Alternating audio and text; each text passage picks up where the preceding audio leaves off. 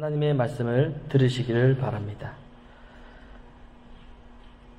무리가 몰려와서 하나님의 말씀을 들을새 예수는 게네사렛 호숫가에 서서 호숫가에 배 두 척이 있는 것을 보시니 어부들은 배에서 나와서 그물을 씻는지라. 예수께서 한 배에 오르시니 그 배는 시몬의 배라. 육지에서 조금 떼기를 청하시고 앉으사 배에서 무리를 가르치시더니 말씀을 마치시고 시몬에게 이르시되 깊은 데로 가서 그물을 내려 고기를 잡으라. 시몬이 대답하여 이르되 선생님, 우리들이 밤이 새도록 수고하였으되 잡은 것이 없지만은 말씀에 의지하여 내가 그물을 내리리다 하고 그렇게 하니 고기를 잡은 것이 심이 많아 그물이 찢어지는지라. 이에 다른 배에 있는 동무들에게 손짓하여 와서 도와달라 하니 그들이 와서 두 배의 체험에 잠기게 되었더라. 시몬 베드로가 이를 보고 예수의 무릎 아래에 엎드려 이르되 주여 나를 떠나소서 나는 죄인이로소이다 하니 이는 자기 및 자기와 함께 있는 모든 사람이 고기 잡힌 것으로 말미암아 놀라고 세베대의 아들로서 시몬의 동업자인 야고보와 요한도 놀랐습니다. 예수께서 시몬에게 이르시되 무서워하지 말라. 이제후로는 내가 사람을 취하리라 하시니 그들이 배들을 육지에 대고 모든 것을 버려두고 예수를 따르니라. 아멘. 우리 옆에 계신 분하고 인사하겠습니다. 반갑습니다 라고 인사할까요? 반갑습니다. 반갑습니다. 오늘은 주어진 이 본문을 가지고 그물을 내려 고기를 잡으라. 그물을 내려 고기를 잡으라 라는 주제로 하나님 말씀 증거하도록 하겠습니다. 하나님께서 우리를 창조하셨습니다. 하나님은 우리를 창조하신 후에 우리를 자기 마음대로 살아가라고 그냥 내버려 두지 않고 어떻게 살아가야 되는지 매뉴얼을 주셨습니다. 그것이 바로 성경 66권입니다. 우리를 하나님께서 이 땅에 보내셨으니 우리는 하나님께서 주신 매뉴얼대로 성경대로 살아가는 것이 바르게 사는 것입니다. 그런데 문제는 하나님께서 주신 이 성경을 우리가 잘못 해석하는 경우가 많이 있습니다. 만약에 성경을 잘못 해석하면 우리의 생각도 그리고 우리의 행동도 잘못되어지게 됩니다. 그래서 성경을 잘못 해석해버리면은 아무리 성경을 많이 읽는다고 해도 아무런 소용이 없게 되는 것입니다. 많이 읽어도 해석을 잘못하면 잘못된 생각과 잘못된 행동을 낳게 되기 때문이죠. 그런데 우리가 성경을 바르게 보게 되면은 깨닫게 되는 것이 있습니다. 그게 바로 지금까지 내가 예수님에 대해서 얼마나 많은 오해를 했고 그리고 얼마나 내가 예수를 잘못 믿었는지를 알게 됩니다. 지금까지 내가 알고 있는 믿음과 또한 성경에서 말씀하고 있는 믿음이 얼마나 차이가 나는지, 얼마나 다른지 그것을 알게 된다는 거죠. 그런데 성경을 아무리 많이 보아도 이러한 사실을 깨달지 못하는 이유는 그것은 바로 자기가 자신의 고정관념을 가지고 성경을 잘못 보고 있기 때문입니다. 우리가 성경을 볼 때 많이 하는 실수가 있습니다. 성경의 앞뒤의 내용을 보지 않고 눈에 들어오는 몇 구절만을 선택해서 자신의 상황에 끼워 맞춥니다. 그래서 결국 자신이 원하는 것, 자기 욕심을 가지고 있으면서 그것을 믿는다고 하면서 그게 바로 신앙이라고 그것을 믿음이라고 하는 이름으로 포장해버립니다. 예를 들면 이런 것이 있습니다. 내가 간절히 바라는 것이 있습니다. 여러분도 바라는 것 있잖아요. 그런데 빌립보서에 나오는 말씀, 믿는 자에게 능치 못할 일이 없다. 이 말씀이 떠오릅니다. 내가 간절히 바라는 게 있는 상황에서 이 말씀이 떠오릅니다. 그래서 그 말씀을 붙잡고 기도합니다. 하나님, 제가 원하는 이것이 꼭 이루어지게 해 주십시오. 분명히 말씀에는 믿는 자에게 능치 못할 일이 없다라고 그렇게 말씀하지 않으셨습니까? 그러니까 이루어지게 해주세요. 이렇게 기도하는 겁니다.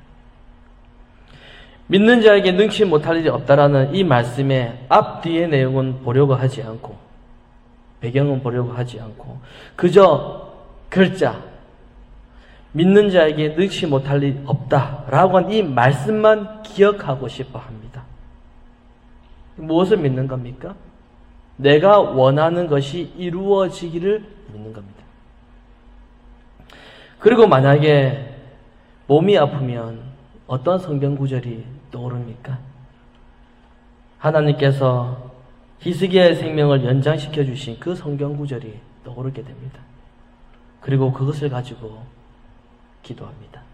하나님, 히스기야의 생명도 연장시켜 주셨는데 저의 병을 낫게 해주십시오.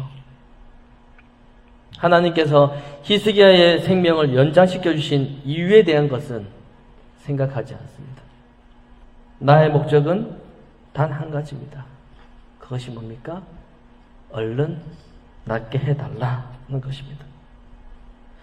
우리는 이것 말고도 무수히 많은 성경 구절을 이런 식으로 나의 뜻과 나의 욕심을 위해서 우리는 이용하고 있습니다. 여러분, 이런 식으로 신앙생활을 하면 우리는 신자다운 모습에서 점점 더 멀어지게 되고요. 성경을 아무리 많이 읽어도 여전히 자신의 뜻과 자기 욕망의 길을 가게 되는 것입니다. 그래서 말씀을 제대로 이해하는 것은, 바르게 이해하는 것은 아주 중요합니다. 진리의 길, 이 바른 길을 가기 위해서는 하나님의 말씀을 반드시 바르게, 제대로 해석해야 되고 이해할 필요가 있는 것이죠. 오늘 우리가 읽은 본문도 이것을 제대로 보지 못하면 우리는 엉뚱한 길로 빠지기가 쉽습니다. 여러분, 이 본문 많이 들어보셨죠? 얼마나 유명한 본문입니까? CCM에도 나오는 그런 내용 아니겠습니까? 예수님께서 베드로에게 깊은 데로 가서 그물을 던져라 라고 그렇게 말씀하셔서 베드로는 예수님의 말씀대로 그물을 던졌습니다. 그랬더니 고기가 너무 많이 잡혀서 그물이 찢어졌다 라는 내용입니다. 이 본문에서 많은 사람들이 주로 강조하고 싶은 구절은 5절과 6절 말씀입니다. 예수님께서 깊은 데로 가서 그물을 던지라고 하시니 5절에 베드로의 대답입니다. 말씀에 의지하여 내가 그물을 내립니다 라고 한 이 말과 6절에 그렇게 했더니 고기가 많이 잡혀서 그물이 찢어졌다 라는 이 결과입니다. 그래서 대부분의 사람들은 이 구절을 예수님의 말씀을 순종하면 그물이 찢어질 정도로 복을 받는다 라고 그렇게 받아들이는 것입니다. 자, 그런데 여러분, 만약에 성경을 이런 시각으로 보게 되면은 다른 복음서에 기록되어 있는 이런 내용들을 똑같은 의미로 해석을 해버리게 되는 겁니다. 자, 예를 들면 오늘 우리가 읽었던 이 본문은 요한복음 21장에도 그대로 나옵니다. 그러면 요한복음 21장의 해석도 방금 이 해석과 똑같이 그렇게 해석을 해버립니다. 만약에 그렇다면 여러분, 뭐하러 성경에 똑같은 내용을 또 적어 놓았겠습니까? 누가복음에만 한 번만 적어 놓으면 되지 뭐하러 요한복음에 또 기록해 놓았겠습니까?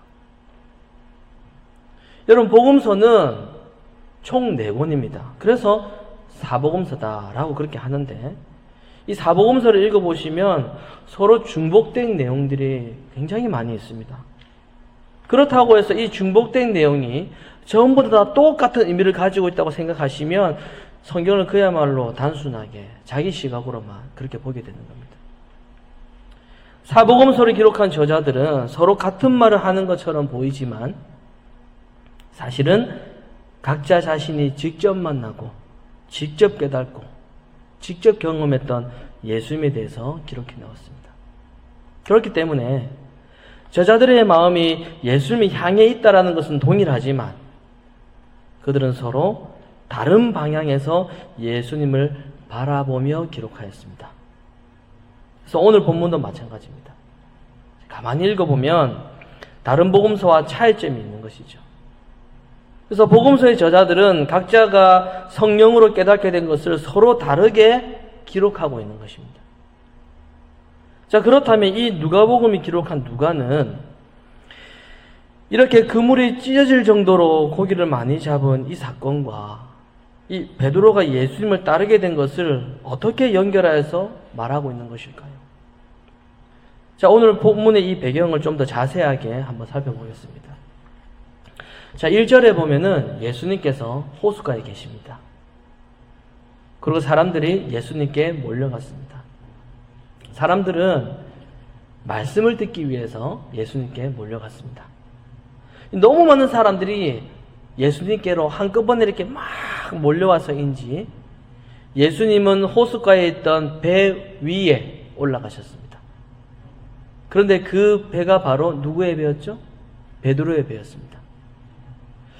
예수님은 그 배에서 무리들에게 말씀을 가르치셨고 말씀을 다 마치신 후에 베드로에게 말씀하십니다. 깊은 데로 가서 그물을 던져서 고기를 잡으라. 그때 베드로는 이미 고기를 잡느라 밤새도록 고생을 했기 때문에 이제 포기하고 집으로 돌아갈 준비를 하고 있었습니다. 밤새도록 베드로는 헛수고를 한 것이죠. 밤새도록 고생을 했던 베드로는 몸과 마음이 힘들었습니다. 그래도 베드로는 예수님의 말씀을 듣고 순순히 그물을 던집니다. 베드로의 이러한 반응은 좀 놀랍습니다. 왜냐하면 대부분 이런 경우에는 예수님의 말씀을 무시합니다. 본인은 어부이고 고기 잡는 부분에 대해서는 본인이 더 잘 알고 있는 전문가인데 다시 그물을 던지라고 하니까 누가 그 말을 쉽게 듣겠습니까? 대부분은 무시하겠죠. 그런데 베드로는 예수님의 말씀을 듣고 곧바로 그물을 다시 던집니다. 여러분, 베드로가 왜 그랬겠습니까? 왜 그랬을까요? 피곤한데. 그 이유는 배에서 예수님께서 가르치시는 그 말씀을 베드로가 들었기 때문입니다. 그가 예수님의 가르침을 듣고 이미 놀랐다는 것이죠. 당시에 수많은 사람들이 예수님의 가르침을 듣고 놀라서 몰려왔습니다. 그래서 베드로도 예수님의 그 권위 있는 말씀에 이미 놀랐습니다. 그래서 베드로는 예수님의 말씀을 무시하지 않고 비록 자신들이 밤새도록 헛수고를 했지만 예수님의 말씀에 의지하여서 그물을 내려야 되겠다라고 이렇게 결정한 것입니다. 그랬더니 그물이 찢어질 정도로 고기가 엄청나게 잡혔습니다. 그런데 베드로의 이해할 수 없는 행동은 그 이후에도 계속 이어집니다. 여러분이라면 지금 이 상황에서 어떻게 하시겠습니까? 예수님의 말씀에 순종하여서 그물을 내렸는데 그물이 찢어질 정도로 고기가 많이 잡혔습니다. 자, 여러분 같으면 어떻게 하시겠습니까? 기분 좋지 않겠습니까? 요즘 같으면 어떻게 할까요? 사진도 찍고 SNS도 올리고 그렇게 하지 않겠습니까? 베드로도 그렇게 많은 고기를 잡았으니 얼마나 기쁘고 좋았겠습니까? 여러분, 이것이 바로 우리 기독교인들이 하고 있는 간증의 수준입니다. 믿음으로 40일 동안 기도를 했더니 하나님께서 축복해 주셨다. 믿음으로 봉사하고 헌금했더니 하나님이 직장을 해결해 주셨어. 믿음으로 순종했더니 하나님이 놀라운 축복으로 갚아주셨다. 라고 하면서 자신의 경험과 자신의 체험을 간증으로 자랑하는 것입니다. 그래서 이러한 간증에는 오류가 굉장히 많습니다. 그런데 베드로는 이 난데없이 이상한 행동을 합니다. 어떻게 하죠? 예수님께 곧바로 엎드립니다. 그리고 자신이 죄인임을 고백하고 뭐라고 얘기하죠? 저를 떠나십시오. 뭐 웃으면서 떠나시라고 그렇게 했겠습니까? 뭐 웃으면서 죄인이라고 했겠습니까? 그 순간 베드로가 덥석 주저앉지 않았겠습니까? 여러분 이해가 되십니까? 그물이 찢어질 정도로 많은 고기를 잡아놓고서 지금 이런 고백을 한다는 것이 이해가 되십니까? 베드로는 왜 사람들에게 자랑하지 않고 곧바로 예수님께 덥석 주저앉아 엎드려 자기가 죄인이라고 그렇게 고백하고 있는 것일까요? 베드로가 예수님께 이렇게 반응했던 이유는 그가 예수님의 말씀으로 인한 놀라운 체험을 했기 때문입니다. 그래서 9절에 보면 베드로뿐만 아니라 그와 함께 있던 사람들도 함께 놀랐습니다.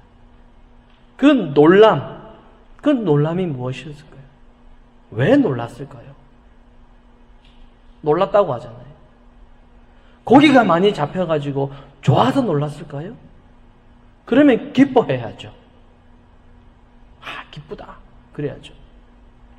그런데 고기가 많이 잡힌 것을 보면서 기뻐하지 않고 놀라면서 자기가 죄인이라고 하고 있는 겁니다. 여기서 그 놀람이 뭐냐라는 겁니다. 놀람. 베드로와 사람들이 놀라고 있으니 10절에 보면 예수님께서 베드로에게 뭐라고 말씀하십니까? 무서워하지 말라. 그렇게 말씀하십니다. 무서워하지 마. 왜 무서워하지 마라고 하신 걸까요? 두려워하기 때문입니다. 그물이 찢어질 정도로 고기가 많이 잡히니까 두려운 겁니다. 여기서 베드로의 놀람은 두려움입니다. 두려움. 그래서 예수님께서 무서워하지 마.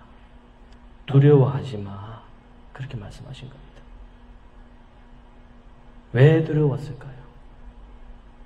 어부에게 고기가 많이 잡혔다라는 것은 분명히 좋은 일인데 왜 베드로에게는 두려운 마음이 생겼을까요? 베드로는 고기를 잡는 지금 이 사건을 통해서 그는 예수님의 말씀은 단순히 일반적인 선생의 말이 아니라 하늘의 권위를 가진 말씀이라는 것을 체험했기 때문입니다. 그래서 베드로는 곧바로 예수님을 거룩하신 분으로 그렇게 바라보게 되었고 그 거룩하신 분 앞에서 자신의 죄와 더러움이 드러나면서 결국 죄인이라는 고백을 하게 된 것입니다. 이것이 바로 말씀으로 인한 베드로의 반응인 것입니다. 베드로는 그물이 찢어질 정도로 많은 고기를 잡았지만 그 고기에 관심을 두지 않습니다. 말씀을 체험한, 진리를 경험한 그의 마음은 오직 예수님께로만 향하고 있을 뿐입니다. 이것이 바로 진리를 깨달은, 진리를 경험한 사람의 특징입니다. 그래서 그는 많은 고기를 잡은 것에 관심을 두지 않습니다. 주님, 나를 떠나십시오. 나는 죄인입니다. 바로 이것이 말씀의 능력, 말씀의 권위, 진리를 체험한 베드로의 간증이 바로 나를 떠나십시오. 전 죄인입니다. 바로 이거라는 겁니다. 우리는 이러한 베드로의 간증을 보면서 진짜 간증이 무엇인지, 무엇이 진심으로 예수님을 만나고 말씀을 체험한 신자의 반응인지를 무엇이 진짜 간증인지를 우리는 배울 수가 있습니다. 베드로와 예수님과의 이 대화 속에서 놀라운 일은 계속 이어집니다. 예수님께서 베드로에게 무서워하지 마라, 두려워하지 마 라고 하신 후에 이제 이후로는 내가 사람을 취하리라 이렇게 말씀하십니다. 이 한마디 말씀에 베드로와 야고보와 요한은 모든 것을 버려두고 예수님을 따르게 됩니다. 여기서 그들이 버렸던 모든 것은 무엇입니까? 모든 것을 버려두고 예수님을 떠났다. 예수님을 따랐다. 그물이 찢어질 정도로 잡은 고기도 다 포함되어 있습니다. 모든 것은. 이것은 단순히 이제 예수님의 제자가 되었다라는 의미라기보다 더 큰 의미가 있습니다. 나는 이제 예수님 만났으니 이제 나는 예수님의 제자가 되었어. 이것보다 더 큰 의미가 있습니다. 이제는 이전의 삶의 방식, 이전의 사고방식, 이전의 삶의 방향, 이전의 가치관에서 벗어나서 완전히 다른 삶의 길로 방향을 바꾸었다라는 그런 뜻입니다. 진리의 말씀을 듣고 그 말씀의 능력과 그 권위를 체험하고 놀랐기 때문에 그들은 자신의 모든 삶을 예수님의 말씀에 의지해버린 것입니다. 이처럼 여러분, 말씀의 체험은 우리가 모든 것을 버려두고 예수님을 따르게 합니다. 베드로가 말씀의 능력을 체험했기 때문에 자신이 죄인이라는 고백을 하게 되었습니다. 말씀의 능력을 체험하니 자신의 위치, 자신의 본질, 그것을 알게 되었다는 거죠. 우리가 말씀을 대할 때 이러한 체험이 있어야 되는 것이죠. 오늘날 많은 기독교인들이 말씀의 체험이나 신앙의 체험을 어떻게 생각합니까? 눈에 보이는 것, 손에 잡히는 것, 어떤 신비적이거나 놀라운 현상으로 그렇게 받아들입니다. 그러나 베드로는 말씀의 체험을 그러한 방향으로 생각하지 않습니다. 사람들은 죄인이라는 고백보다는 그물이 찢어질 정도로 잡힌 고기에 관심을 두고 있고, 그러한 체험을 하고 싶어 하고, 그리고 그것을 위해 기도하고 있습니다. 아무리 교회를 오래 다니고 아무리 성경을 많이 읽어도 예수님을 아는 것에서는 관심이 없고 오직 자기 일에 몰두하고 자기 문제에 매몰되어 있는 현대 기독교인들의 모습입니다. 그래서 성경을 자기 중심적으로 해석을 하고 자신의 문제를 해결하기 위해서 성경을 이용하게 되었습니다. 모든 것을 버려두고 예수님을 따랐다. 이 말씀을 어떻게 이해해야 됩니까? 당시 베드로처럼 내 생활의 모든 것을 다 내팽개치고 예수님을 따라가라는 그런 뜻이 아닙니다. 따라가고 싶어도 여러분, 지금 예수님이 보이지를 않는데 여러분 누구를 따라간다라는 말입니까? 베드로 그 당시에는 예수님이 눈앞에 보이니까 버려두고 따라가면 되잖아요. 버려두고. 지금 예수님 보이지 않는데 따라가도 누구를 따라간다라는 말입니까? 보이지 않아요. 어디로 따라간다라는 말입니까? 어떻게 하는 것이 따라간다라는 말입니까? 목사가 되는 것이 예수님을 따르는 것입니까? 선교사가 되는 것이 예수님을 따르는 것입니까? 어릴 적에 그런 부모님 계시죠. 이 아이를 하나님께 바칩니다 라고 그렇게 서원하면 꼭 목회자를 시켜야 그게 바치는 것입니까? 처음부터 자기 것이 아닌데 누가 누구를 바친다라는 것입니까? 예수님을 따라간다라는 것을 그런 식으로 이해를 해버리면 여러분 이 사회가 어떻게 되겠습니까? 뭐 사역자가 되는 것만 예수님을 따르는 것이라고 그렇게 해버리면 모든 기독교인들은 다 목회자가 되어야 되겠죠. 그러나 예수님을 따르는 것은 뭐 목사나 뭐 선교사에 뭐 국한된 것이 아니라 모든 신자가, 모든 우리 신자가 가야 하는 그 길입니다. 과연 그 길이 무엇입니까? 예수님을 따른다라고 하는 이 말은 우리가 무언가를 얻기 위해서 따르는 것이 아닙니다. 근데 많은 기독교인들이 눈에 보이는 것을 얻기 위해서 누구를 따른다고요? 예수님을 따르는 겁니다. 내가 원하는 무언가를 얻기 위해서 따르고 있습니다. 얻어지니까, 나아야 되니까, 부자 돼야 되니까, 뭔가가 있잖아요. 그 얻기 위해서 따르고 있다는 것. 그것을 신앙으로 포장하는 거죠. 하나님을 위한 것이다. 이렇게 말하면서. 자기가 부자 되고 싶습니다. 그래서 그냥 부자 되고 싶다고 말하기에는 뭔가 마음 가운데 찜찜함이 있으니까 이것을 신앙으로 포장합니다. 어떻게 포장합니까?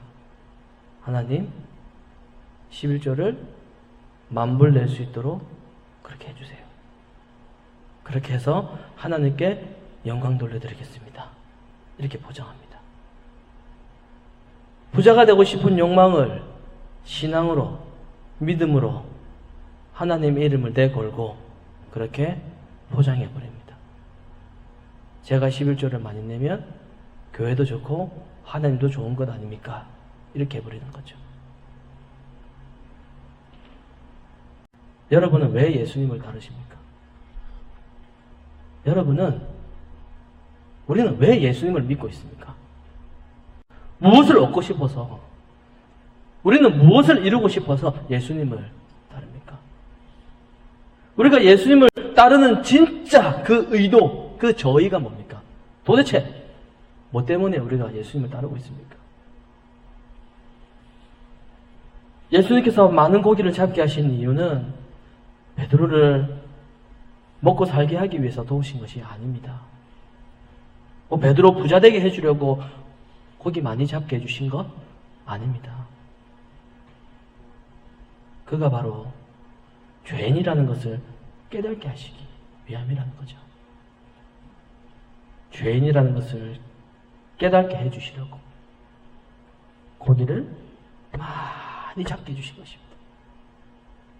그리고 그 죄에서 벗어나는 길은 예수님이 누구신가를 바르게 알고 바르게 믿고 바르게 따르는 것밖에 없습니다. 사랑하는 성도 여러분, 우리가 말씀을 체험하게 되면 우리가 그거 가지고 우리가 자랑할 것이 아니라 내 자신이 예수님과 함께할 자격도 없는 이러한 죄인임을 깨닫게 됩니다. 그런 나에게 찾아오셔서 깨끗하게 하시고 자유하게 하게 하신 분이 바로 예수님이라는 것을 알게 되면 그것이 바로 은혜라는 것을 알게 됩니다. 그렇게 되면 어떤 고백을 하게 되겠습니까? 나에게는 그 은혜가 전부다. 나에게는 예수 그리스도가 전부야. 라는 고백을 하며 살게 되는 것입니다.